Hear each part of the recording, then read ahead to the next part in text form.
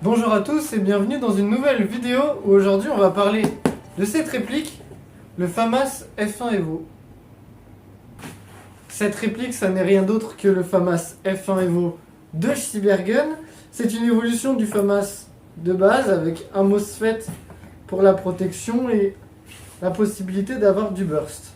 Quand on déballe, du coup, on a tout le nécessaire pour pouvoir jouer tranquillement sa première partie. On a du coup la réplique, on a un chargeur high cap, une poignée tactique, on a des mires dessus, donc nous n'avons pas forcément besoin d'acheter un viseur red dot ou quoi que ce soit, et on a une clé Allen dont j'expliquerai l'utilité. Alors cette réplique, j'avais pas pour vocation à la base d'en faire une vidéo, mais comme c'est un gros projet de conversion, ça peut toujours être très intéressant. Avant de parler de la réplique, on va parler un petit peu de l'arme. Du coup, c'est un bullpup français. Il est chambré en 5,56 par 45. Il mesure 76 cm de long pour un canon d'un peu moins de 49 cm. Donc on est aux alentours des 20 pouces. Voilà. Il y a plusieurs versions qui ont existé du FAMAS. Il y a le F1, le G1, le G2, le valorisé, le F1. Voilà. En airsoft, on connaît le F1 qui est une Evo, donc c'est le nom commercial, c'est une évolution. Vous avez aussi le FAMAS démilitarisé, je crois. Et il y a aussi le FAMAS G2 de Marui, ou le SV, qui est du coup la version avec un sorte de pontet un petit peu plus long. Voilà. Le FAMAS, il est remplacé depuis 2016 par l'HK 416 suite à un appel d'offres. Et il s'avère que les candidats de l'appel d'offres n'étaient autres que le Scarel, une plateforme SIG, un ARX et ensuite le VHS K2. Cette plateforme, du coup, le VHS K2 aurait pu remplacer le FAMAS et succéder au FAMAS en dotation.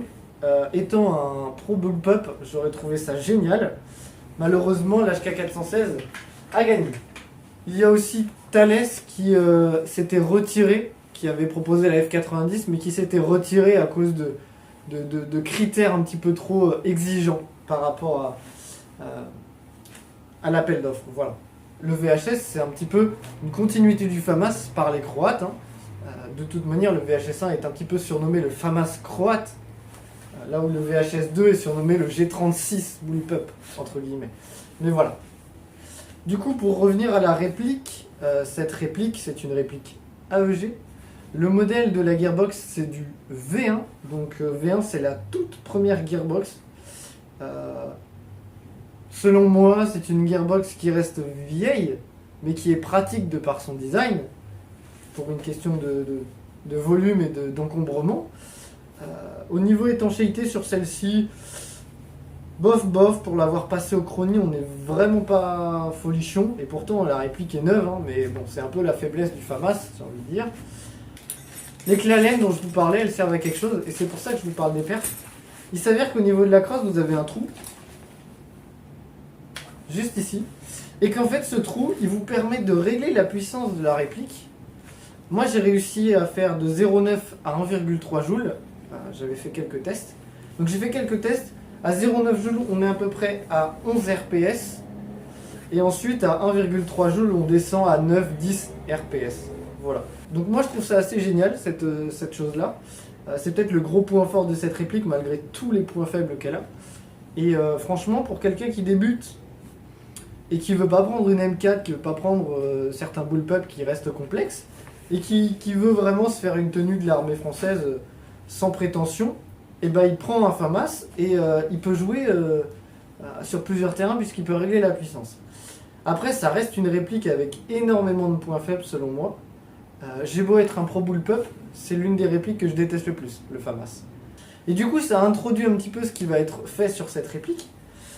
Du coup, grâce à la technologie de l'impression 3D, et parce que Cybergun n'ont finalement jamais sorti le FAMAS Valo, il y a quelqu'un qui s'appelle Tixam, un créateur 3D que vous pouvez retrouver sur France Airsoft et ses designs sur Cut, qui a fait tout le upper, le kit de conversion, qui a dessiné lui-même tout ce kit de conversion, qui permet de transformer un FAMAS F1 en FAMAS valorisé. Vous avez quelques photos. Et du coup, moi, à partir de ce travail-là, et parce que j'ai toujours voulu faire un félin, bah moi, je me suis attelé et j'ai fait un grip félin derrière. Et du coup, ce qui fait que bah, vous pouvez avoir à la fois un FAMAS Valo et à la fois un FAMAS félin. J'ai aussi fait le garde-main du valorisé, puisque le garde-main du valorisé est un petit peu différent d'un garde-main de F1. Donc voilà, ça permet d'avoir vraiment la chose complète. Pour ceux qui aimeraient poser des questions sur le FAMAS, je vous invite à aller le contacter sur France Airsoft. Vous avez aussi un groupe Facebook spécialisé pour les FAMAS. Tixam, c'est quelqu'un de vraiment génial. Donc si vous avez des questions, n'hésitez pas à aller lui demander directement. Moi, cette réplique, du coup, elle va être passée en félin. Donc on va faire d'abord une conversion valorisée sur la partie supérieure, donc toute la partie PGM. Et ensuite, sur la partie inférieure, on viendra y ajouter le grip félin que j'ai réalisé, ainsi que le garde-main de valorisé. En termes d'interne, moi, je ne vais pas trop y toucher. Je vais peut-être voir un petit peu pour une étanchéité. On a déjà un MOSFET, donc il n'y a pas grand-chose à faire. Et ce MOSFET, il est assez génial. Du coup, niveau performance, je vais vous montrer rapidement.